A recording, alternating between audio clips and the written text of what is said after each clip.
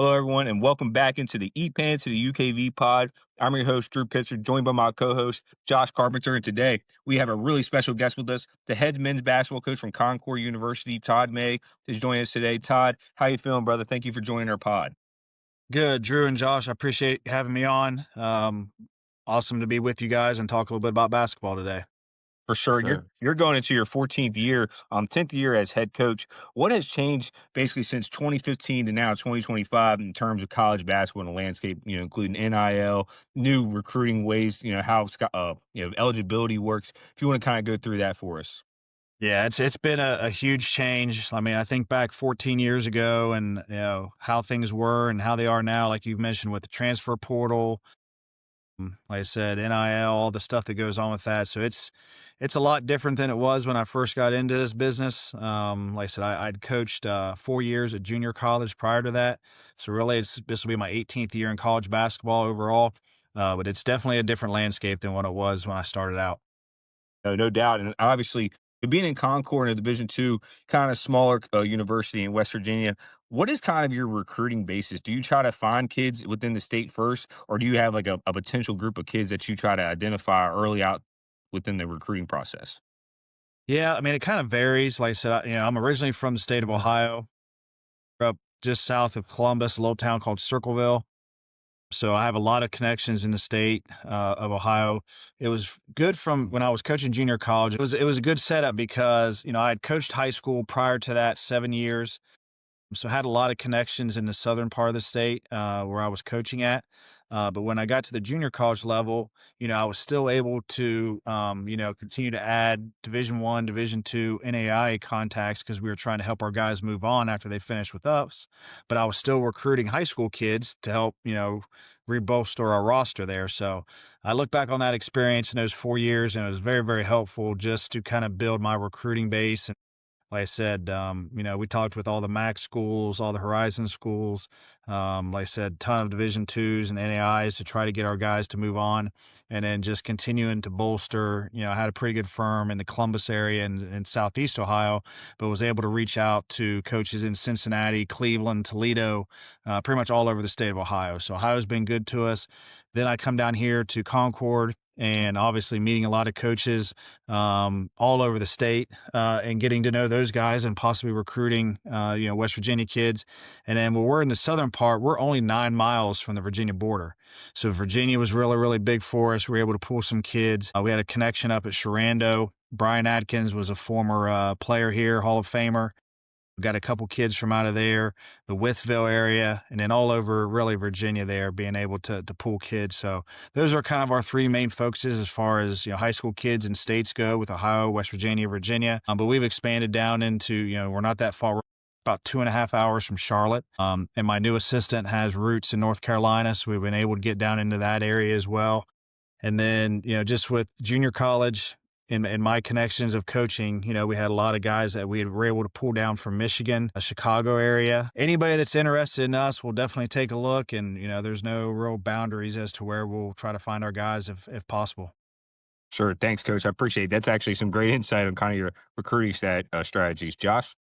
Yeah, so before the JUCO, you mentioned high school. What was your first head coaching job? At what level? How long did you do that before moving on to the next level? And how did that come about? Yeah. So I started out, I was actually a junior in college. I was going to school at High University, and I had taken a class with Larry Hunter, who was the head coach at High University at the time. I'd taken a coaching a basketball class. So I'd played high school football and basketball, and like I said, was an education major, and I thought I might want to try coaching basketball, and took a class with Larry Hunter. Tried to get on as a manager that year, and unfortunately they were full. So I was originally born and raised in Athens, and my dad had a couple buddies that were still living in the area. And I always tell this story. I went to a bread store to pick up bread for my mom to take back home. And I ran into one of my dad's buddies, and he was like, "Hey," he's like, "Do you still want to coach?" And I'm like, "Yeah." It's like, "I think I'd like to." And he said, "Well, I've got a coaching position. Would you be interested?" I'm like, "Well, let me go home. It's the holiday. I'll talk with my parents." I said, "I'll be back Sunday night. I'll give you a call, let you know." He's like, "Perfect." He's like, "Sunday night, talk to my parents, whatever we need to do there. I know that's something you want to get into." Called him and said, "Hey, I'd love to do it. I think it's something I want to get into. He's like, awesome. He's like, practices tomorrow. Your first game's Thursday. So I had 4 days to get these guys ready to play a game. Needless to say, that first year was a little bit rough. And, if you've ever been in this, as a freshman coach, all your best players get taken, whether it's JV or the varsity team. So we had a good group of kids though that they tried to do everything I asked them to do, but I don't think we won a game that first year. My second year went back, was a different head coach, but he kept me on the staff. Was able to win our first game, and I tell this story also. I was living at OU. Obviously, was driving up. It was about a 45-minute drive up to Miller High School. And I'll never forget, we got our first win on a Thursday. First in 2 years, the only win we got. And that Friday night, my wife, now fiance at the time, would come down, spend the weekends with me. It was like, hey, let's just stay in. It's been a busy week. I was like, all right, we'll order some pizza.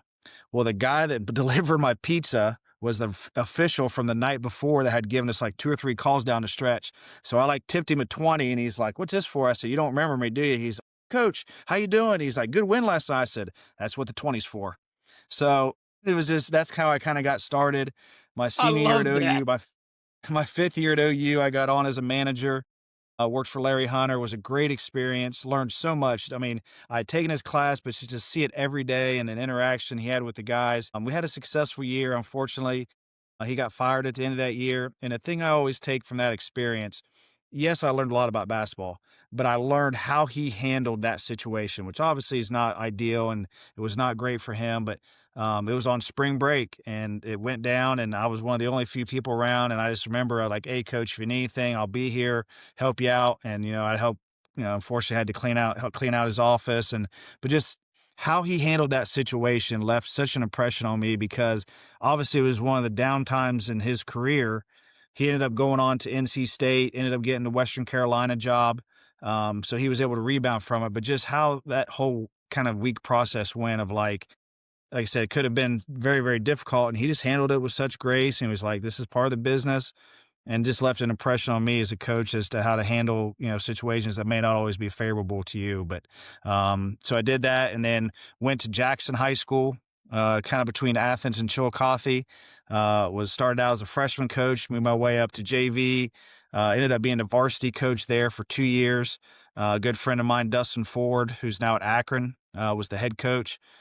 And he had been there 4 years. When he left, I got the head coaching job, did that for a couple years, and then moved back to Circleville. My mom had some health issues. My wife and I wanted to get closer to home, so we went back to Circleville, was the JV coach there for a year. My buddy there that was the head coach decided to get out of the business. Tried to get that head coaching job, didn't work. And that's when the junior college thing kind of came about. So I spent 4 years at Columbus State Community College. We had great success there. I had a great boss who, the year before I got there, they played for a national championship, Division II JUCO. And I really didn't know much about that going into it, but was able to learn from him in those 4 years. And that's where I met Kent McBride, who was the head coach at Concord, and they had an opening for an assistant. I just kind of reached out, told him I'd be interested, came down, interviewed, loved it. And like I said, 14 years later, we're still here and been fortunate enough to be the head coach for 10 years. So I think it's, I always tell people that everything doesn't always go as planned. It's not, I had a Division I opportunity and wanted to stay there, but it didn't work out. Had to go high school, kind of had to build my way up. And, I'm just kind of a person of perseverance to just kind of continue to fight through. And again, been very, very fortunate to be here 14 years and 10 as the head coach at Concord Mountain Lions. I mean, you speak more on that adversity and everything that you overcame, and obviously this was not a straight and narrow road for you. You're going against guys in MEC with West Liberty and Fairmont on a night to night basis. How do you prepare for that? Not necessarily having the facilities or maybe even the recruiting prowess that they do, but all the less you guys still find a way to compete. How do you are able to build that within your program? I think you just find the right people that fit Concord. We had a recruit today, and told him and his mom, I said, if you're coming for the nightlife, this probably is not the place. I said, but if you want to come for a great education and the opportunity to be in the gym and get, good education and play basketball at a very, very high level here in the Mountain East, this is probably the place for you. Obviously, I can't give you the name, but he committed today, and we're really, really excited to get him. So it's finding the right people that understand what Concord is. Like I said, we're located on top of a mountain. It's a small little town. We have Princeton. It's about 10, 15 minutes away. But find the people that are interested in making sure they get a degree and again want to play basketball at a high level. So I think that's been the key to our program is just finding the right people that want to be at Concord. Yeah, and you speak on, like, wanting to be a Concord because I look at y'all as the same as, like, Glenville State and even Salem in a way. And just finding out the little spots on the map, but have a tremendous opportunity to build not only your program, but for the individual to build their resume to try to get to the next level. And you see Glenville State in women's basketball just won it a couple years ago, and their head coach is now the women's head coach at in Tennessee. So it's just you look at that and you have to really want to accept that identity because it's like that blue collar type mentality. But what do you speak on looking for those recruits? What is the one thing that you look for in every single recruit before you even make sure you give them opportunity? Yeah, I think it goes back to character. High character kids. I mean, obviously growing up just south of Columbus, knowing about high state football, Woody Hayes always said you win with people and you got to have the right people on your bus. You may have to take a chance on that one kid. It's a little bit of a diamond in the rough, but hopefully it pans out. And the perfect example of that, I think, you look back at, I was an assistant in 2016 when we won the MEC championship. We had the number 1, 3, and 5 teams in the country, and none of them played in the championship, and we won it. And that group of Crazy. kids, that group of guys that we had, I think maybe one out of our 8, 9 rotation guys had 2 offers. I mean, you look at Michael Sanchez, who's our starting point guard. He came about 3 days into classes had started. He was a janitor at Disney, and we found him. We're able to bring him in. Rob Reed was 24 years old. Aaron Miller, who'll be going into Hall of Fame this year. Shout out What Aaron. That's my dog right there. That's Aaron? Winchester. Yeah, it's Winchester's best right there. Yep, yep. Aaron was the center on his high school team and ended up playing the wing for us. Demetrius Wade was a 4-man who played center in JUCO at like 6'4". Terry Hopewell was a kid that we had recruited out of Columbus State, and I got him to Columbus State for a year before he came to us. Cam Shannon from Beckley had a couple offers. Stephen Thompson had been to West Virginia State, transferred. Taylor Smith had been to a D3, transferred. Babe Murphy had a couple offers, but it was just a group of guys that put all that stuff, didn't worry about it, did put aside and just found a way to get through a season and had a very successful season, won a championship and went on to the NCAA tournament. So I think it's like those type of guys. Tommy Bolte was in that mix. I mean, I'll never forget Tommy Bolte when I started recruiting him. He was maybe 5'11", 6 foot, 50 pounds, and obviously developed into one of the best scorers in MEC history and college Division II history, scoring 65 in a game, play professionally, and just finding those guys that, like I said, maybe other people overlook. Like I said, we've been lucky to have a lot of good players and a lot of good guys come through that maybe didn't get all the hype or get all the high level recruitment, but when they got to Concord, they found their niche, they found their place, and we've been able to help them grow to be the players and the people that they are. For sure, Yeah, coach. for sure. Thanks for that, Josh. I'm interested in the tough seasons. So some seasons that you had that weren't good. How did you keep players bought in? What did you learn from those seasons? Yeah, I mean, I look back my first year. This will be my 10th year. That was been 10 years ago now. Yeah, I had no idea what I was doing as a head coach. I thought I did, but you get into it, you don't realize what all it entails. And as an assistant, it's easy. You're just making suggestions, and if the coach says, "Yeah, we'll roll with it," if not, okay, well, here's my next suggestion. So, my first year was not great. It was the one year during my tenure that we didn't make the MEC tournament. I think college basketball is a long year. Like I said, our guys get here in August. You're grinding all through the fall. You get started in November. The thing that college basketball has that maybe not every sport is that end of year conference tournament. If you put yourself in the right position, you're at least going to have a chance to go to the conference tournament and maybe make a run. I mean, even I look back, I'm very, very close with our former head coach, Steve Cox. He's a Salem grad as well. Steve is still around. He helps out with our compliance here at Concord. And just to hear the stories of when they won it a couple years back when he was coaching, they were the number 10 seed in the tournament. So you Wow. always have that end of year conference tournament to kind of, even if the year didn't go as you had planned or you had some injuries, maybe get Sure. healthy late, just trying to keep guys locked in, engaged, and pointing towards March. Hey, if we just get to March, get on a roll here late, we might have an opportunity. I look at my second year. We recruited a ton of freshmen. It took a while for those guys just to figure out, how things operated and went. Um, we ended up, I think we won about 17 games that year. We made it to the semifinals of the Mountain East tournament and upset a very good Fairmont team that was coached by Boston Celtics coach Joe Mazzulla. We just got hot late there, and those freshmen kind of figured it out. It's just keeping guys locked in and engaged and seeing the bigger picture of, yeah, things may not be going right for us right now, but if we can just build momentum once you get to, middle of February, late February, and carry that into March, you always have a chance once you get to the tournament. Yeah, that's a good thing about college. You always have like something that you could look forward to.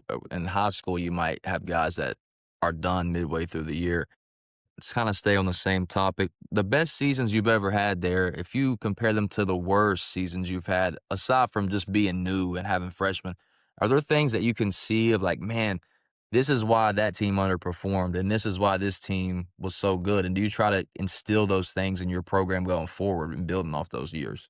Yeah, I mean, outside of that first year where I was trying to learn all the ins and outs of everything, I look back at a lot of the years we struggled, it was more injuries, and those are things that really suck because you have no control over them. You try to make sure you're doing things right, but injuries are part of the game. And when we didn't have, great years or years that we thought, okay, we should have, been a little bit better.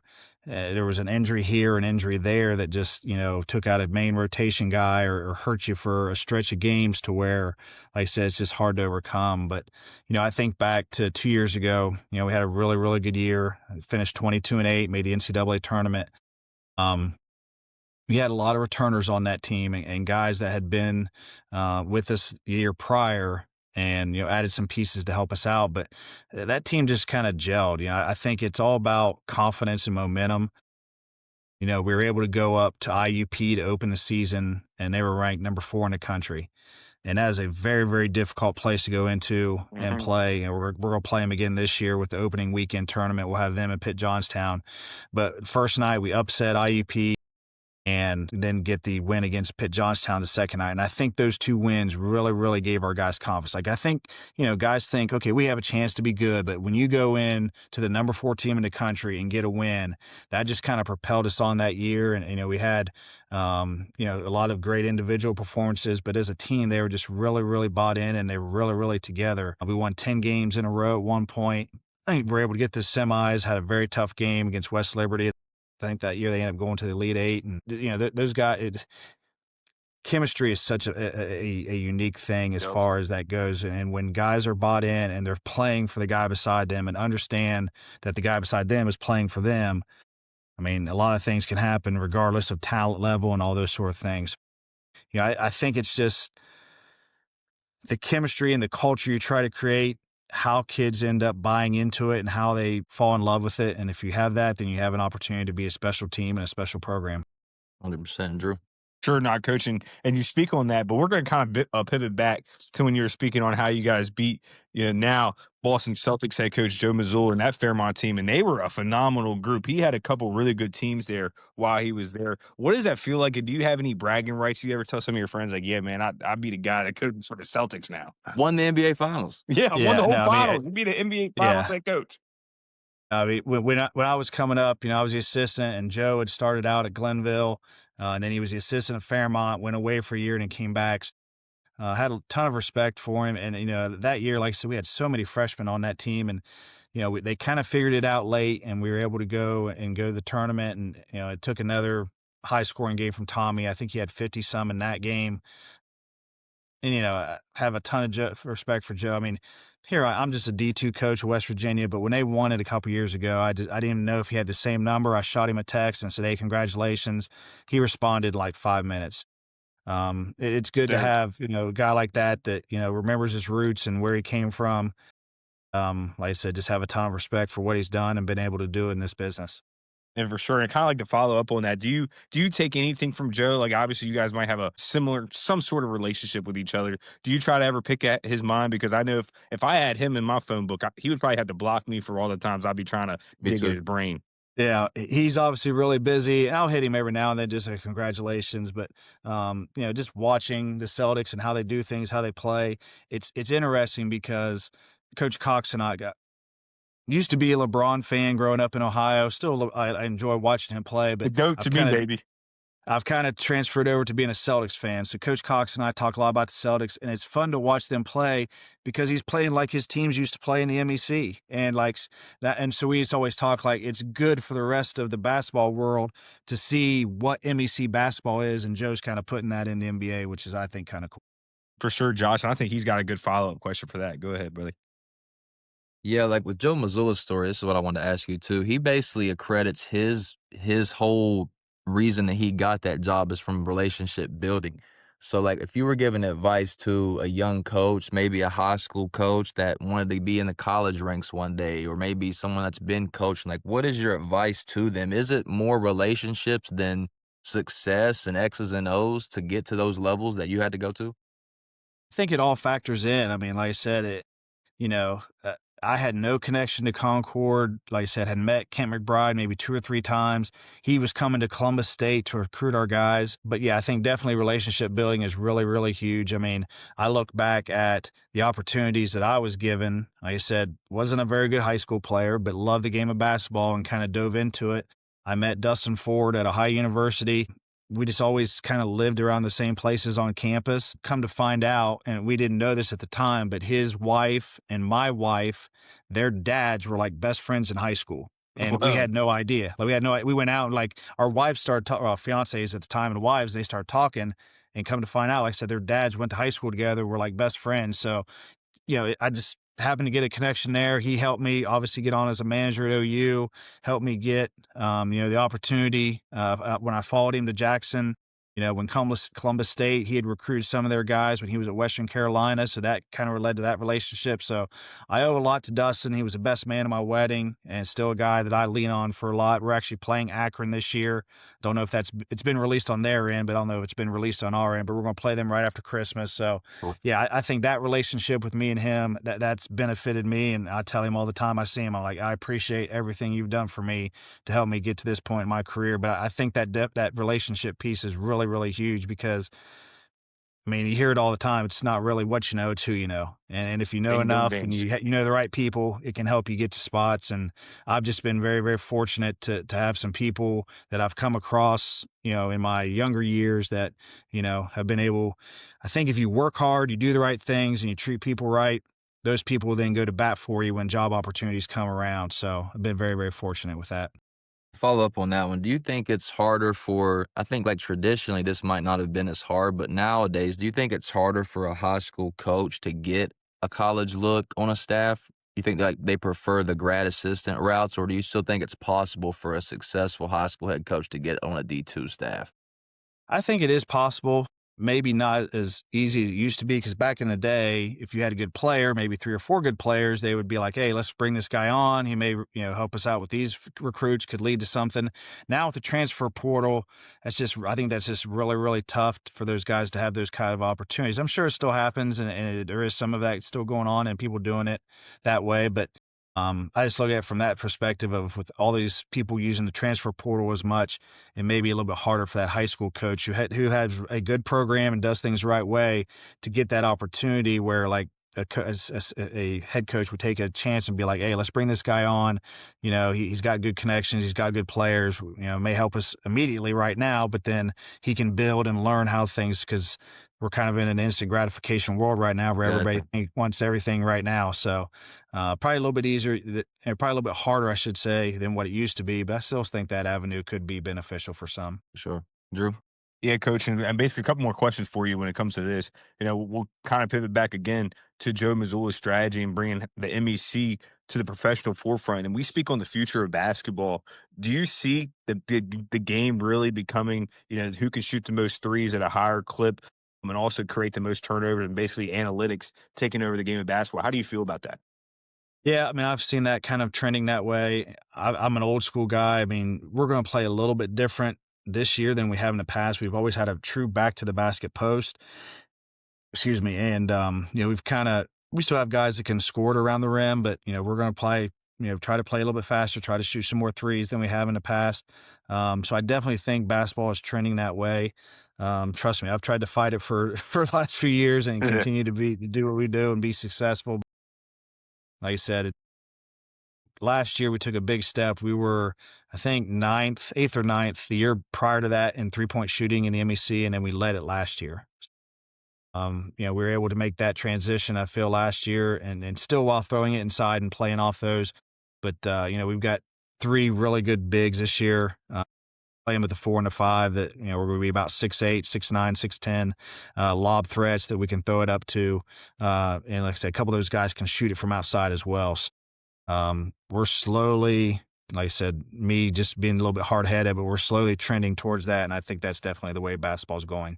For sure, and to follow up on that, that spells the mark of a good coach, and obviously trying to find adjustments. I think the way Coach D'Antoni kind of changed the game with Houston back in 2015 and 16 with James Harden and Clint Capella. You had a Reeves out wide, Jeff Green. They were able to spread the floor out, hit a bunch of threes, but also take high percentage shots at the rim with Capella at the rim or Harden have a nice little floater game. But with you, I know you're still old school, but say you get another opportunity that opens up down the line, maybe a Division I head coaching role, or if you can even get into the NBA assistant ranks. How do you feel about those prospects, or is Concord really the place that you'll end up coaching your last days? I don't know. That's an interesting story. It's funny that you mentioned D'Antoni. And I don't know how many people are aware of this. His dad actually went to Concord. Mhm. He's from Mullins, grew up there, but his dad attended Concord. He's in our Hall of Fame, and I got to tell this story because it kind of ties in with this. Back to Tommy Bolte, we had always been a motion team. We won it in 16. We were running motion, pins down, flares, throwing it in the post, all that, and we had all those freshmen that first year.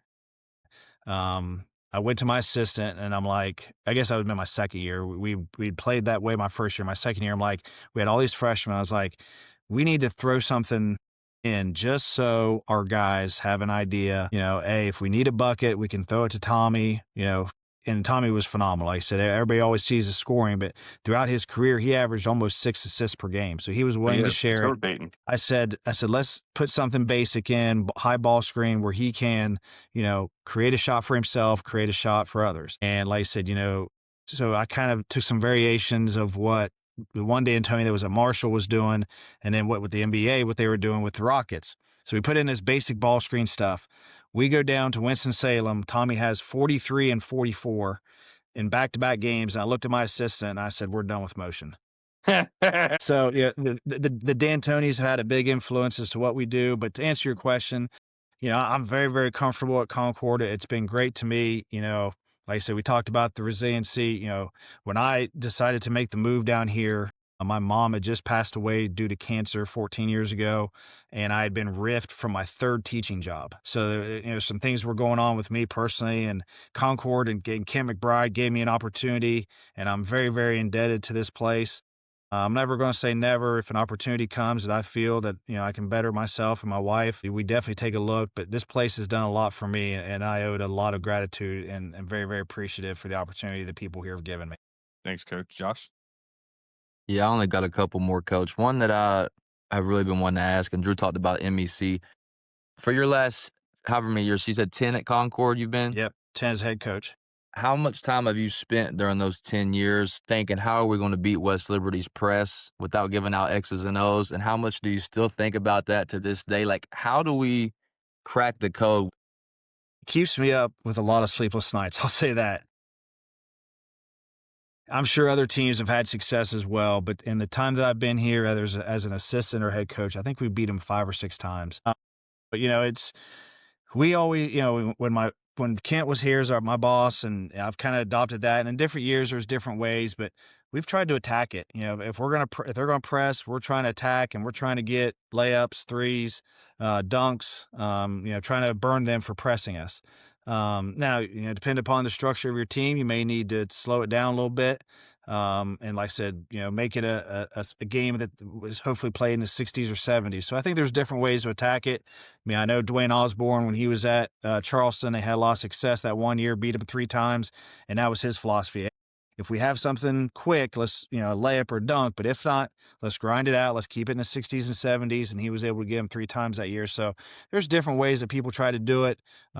But yeah, I mean, I think we try to make sure we get the best shot on every possession.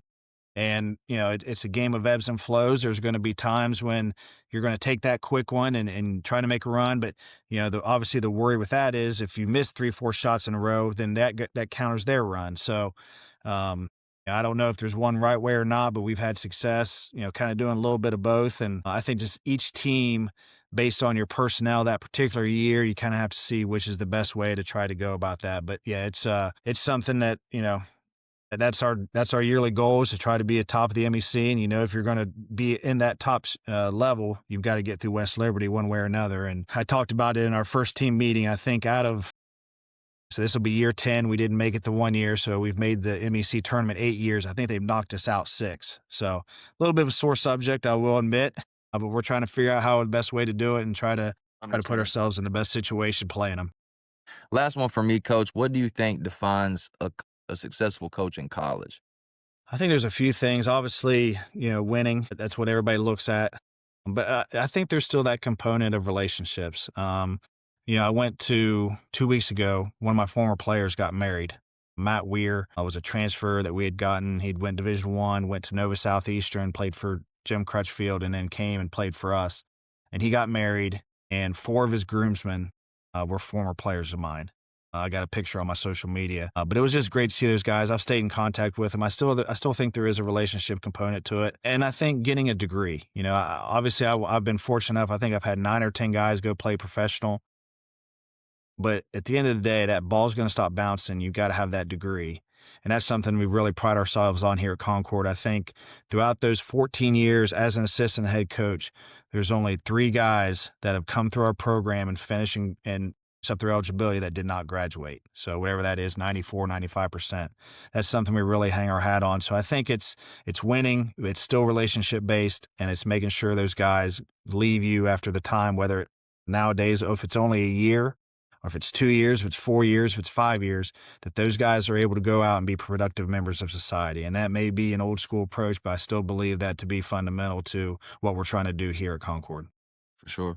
Go ahead, Drew. You can close it out for us, man. Hey, coach, again, I really love your just the way you are as a person and how you're just you admit like, hey, I'm old school, but I understand times have changed, and I think that what makes a mark of a good coach is somebody that understands, hey, I'm not gonna allow time to pass me by. I'm gonna get up with the time management. And I could see Concord still building itself as a university, maybe not necessarily having all the other resources that these tie-in Division II programs have, but always one of the most respectable programs, not only in the state but in the country. So, Coach May, we really appreciate you joining us today. Head men's basketball coach from Concord University. Again, I'm one of your hosts, Drew Pitzer, Josh Carpenter. This is EPAN to the UKV. Thank you guys for watching.